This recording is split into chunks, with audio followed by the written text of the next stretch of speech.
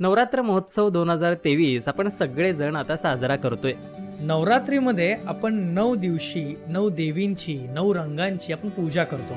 प्रत्येक देवीचं एक वेगळं महत्त्व आहे. या 9 दिवसांमध्ये देवीला अर्पण केले जाणारे नैवेद्य, देवीला नेसवली जाणारी साडी आणि त्या साडीचे 9 रंग आणि त्याचबरोबर देवीची असणारी 9 रूपं आपण आजच्या या आपल्या व्हिडिओमधून जाणून घेणार आहे.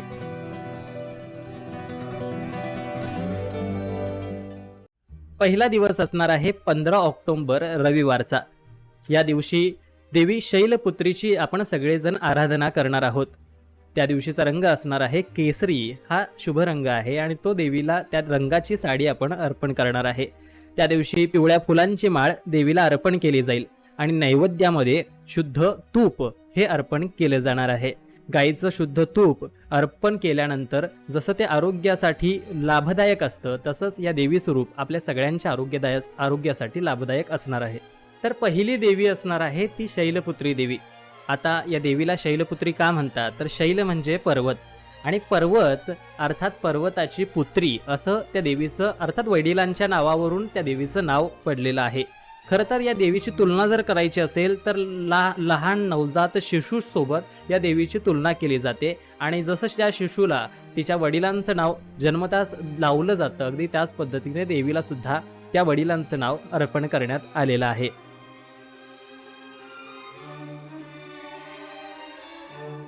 दिवस दुसरा सोमवार 16 ऑक्टोबर. या दिवशी ब्रह्मचारिणी देवीची आपण आराधना करणार आहोत. या दिवशी देवीला पांढऱ्या रंगाची साडी आपण नेसवणार आहोत. सोबतच पांढऱ्या फुलांची माळ अर्पण केली जाणार आहे. नैवेद्यामध्ये साखरेचा निवेद या दिवशी देवीला आपण देणार आहोत. प्राचीन काळामध्ये जेव्हा गुरुकुल असायचे तेव्हा गुरुकुलामध्ये प्रथम 25 वर्ष ही खूप महत्त्वाची मानली जायची आणि त्या प्रथम 25 वर्षामध्ये आपल्याला पूर्णपणे ब्रह्मचार्याचं पालन करावं लागायचं. तर या देवीची हीच महती आहे की ही देवी ब्रह्मचारिणी देवी त्या 25 वर्षांना दर्शवते. दिवस तिसरा मंगळवार 17 ऑक्टोबर. या दिवशी आपण चंद्रघटा देवीची आराधना करणार आहोत. या दिवशीचा जो रंग आहे तो लाल रंग असणार आहे. लाल रंगाची साडी देवीला नेसवली जाणार आहे. सोबतच निळ्या रंगाच्या फुलांची माळ देवीला अर्पण केली जाणार आहे आणि नैवेद्यामध्ये खिरीचा निवेद आपण दाखवणार आहोत. मित्रांनो, या देवीची महती सांगायची झाली तर जसं गुरुकुलमधून मुलं बाहेर पडतात आणि त्याच्यानंतर ते समाजामधल्या अनेक समस्यांना अडचणींना सामना करण्यासाठी सक्षम असतात, अगदी त्याच पद्धतीनं या देवीला 10 हात दाखवले गेलेत.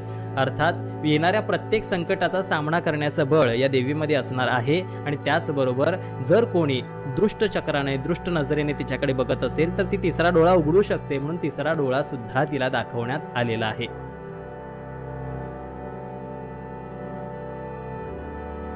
दिवस चौथा 18 ऑक्टोबर बुधवार. या दिवशी आपण कुष्मांडा देवीची आराधना करणार आहोत. शुभ रंग असणार आहे गडद निळा.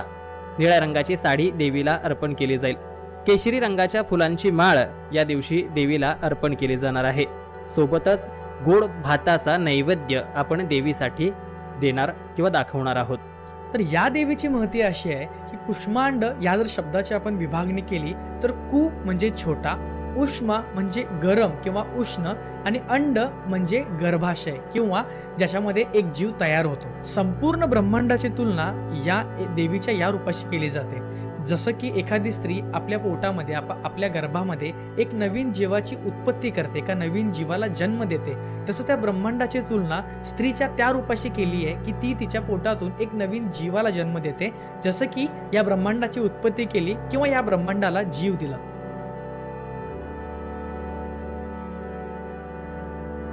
दिवस पाचवा गुरुवार 19 ऑक्टोबर. स्कंदमाता देवीची आराधना आपण या दिवशी करणार आहोत. या दिवशीचा रंग असणार आहे पिवळा रंग. बेलपानांची माळ देवीला अर्पण केली जाणार आहे आणि नैवेद्यामध्ये केळीचा नैवेद्य देवीला दाखवला जाणार आहे. तर मित्रांनो, स्कंदमाता अर्थात स्कंद म्हणजे कार्तिकेय आणि माता म्हणजे आई. कार्तिकेयची आई म्हणून या स्कंदमाता देवीची महती आहे. या रूपामध्ये देवीकडे कुठल्याही शस्त्र किंवा कुठल्याही पद्धतीचा असंतोष दिसणार नाही, तर ममतेचं, मायेचं, वात्सल्याचं प्रतीक म्हणजे ही देवी असणार आहे.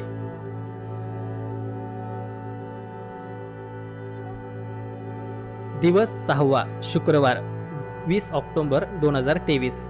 या दिवशी आपण कात्यायनी देवीची आराधना करणार आहोत. दिवसाचा रंग असणार आहे हिरवा. कर्दळीच्या फुलांची माळ या दिवशी देवीला अर्पण केली जाणार आहे आणि देवीला नैवेद्यामध्ये मध आपण अर्पण करणार आहोत. कात्यायनी देवी हे देवीचं तेच स्वरूप आहे ज्या स्वरूपाने महिषासुराचा वध केला होता. महिषासुराचा अंत याच देवीने केला होता. एखादी स्त्री आई झाल्यानंतर ती कुणावरती अवलंबून नाही राहत, ती स्वावलंबी होते. ती कुणावरती अवलंबून न राहता स्वतःवरती स्वावलंबी होते.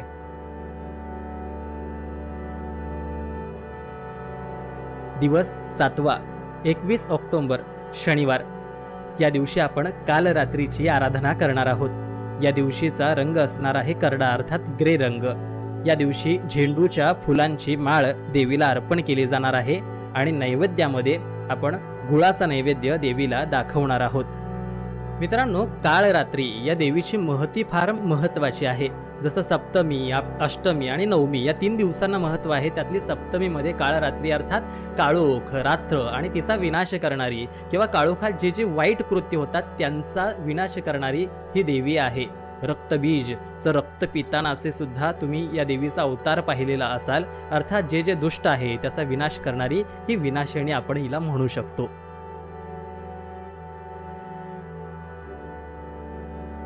दिवस 8वा रविवार 22 ऑक्टोबर.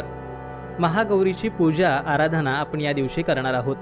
त्या दिवशीचा शुभ रंग असणार आहे जांभळा. या दिवशी जास्वंदीच्या फुलांची माळ आपण देवीला अर्पण करणार आहोत आणि नैवेद्यामध्ये नारळाचा निवेद देवीला दाखवला जाईल. देवीचं हे रूप दर्शवतं की देवी परिपूर्ण आहे. स्त्रीचं हे परिपूर्णता दाखवण्यासाठी देवीचं हे रूप दर्शवलं जातं. बाकी रूपांमध्ये जसं कात्यायनी रूपामध्ये देवीचा अगदी उग्र अवतार, अगदी रागीट स्वभाव दाखवला गेलाय, तसं या देवीच्या अवतारामध्ये देवी अगदी सौम्य आणि शांत दाखवली गेली. देवीचं हे रूप स्त्रीच्या त्या वेळेला दर्शवतं जो वेळ ती तिच्या कुटुंबासोबत घालवते. एक कौटुंबिक जीवन कसं जगावं किंवा कौटुंबिक जीवन जगणं हे देवीचं रूप दर्शवतं. त्याचबरोबर ही देवी तिच्या या रूपामध्ये अतिशय प्रेमळ आणि अतिशय प्रेम देणारी असते. जसं भगवान गणपतीसाठी त्याची आई पार्वती ही अतिशय प्रेमळ असते किंवा एक आई आपल्या मुलासाठी किती प्रेम देऊ शकते, तर त्याचं रूप किंवा त्याचं स्वरूप ही देवी दाखवते.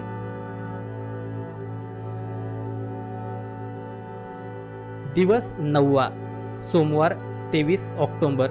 या दिवशी आपण सिद्धिदात्री देवीची आराधना करणार आहोत.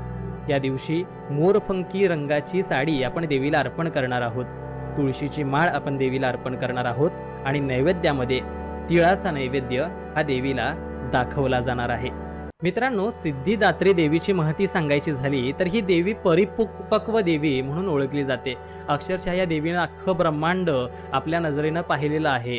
याच्यातल्या चांगल्या वाईट गोष्टी तिला ज्ञात आहेत. एखाद्या आजीप्रमाणे जी आजी आपल्या नातवंडांना जे काही त्यांचं चांगलं वाईट सगळं सांगत असते आणि तिथं साथही देत असते, अगदी त्याच पद्धतीनं या देवीचा अवतार आहे. जे काही चांगलं असेल वाईट असेल या प्रत्येक गोष्टीतून सावरण्याचं बळ ही देवी आपल्या सगळ्यांना देते. त्यामुळे परिपक्वतेचं प्रतीक असणाऱ्या या देवीला नमन करतोय. तर मा दुर्गा तुमच्या सगळ्यांच्या घरामध्ये सुख समृद्धी धन संपदा आणि आपला आशीर्वाद कायम ठेवो हीच मी प्रार्थना करेन. आजचे हे सगळे 9च्या 9 देवींचे अवतार तुम्हाला नेमके कसे वाटले हे नक्कीच कमेंट करून आम्हाला कळवा आणि या देवींची महती इतरांपर्यंत पोहोचवायला सुद्धा विसरू नका. नक्कीच या वर्षीची नवरात्र तुम्हा सगळ्यांना सुख समृद्धी आनंद देणारी जावो याच आमच्या शब्दवेडे चॅनल करून तुम्हा सगळ्यांना मनपूर्वक शुभेच्छा.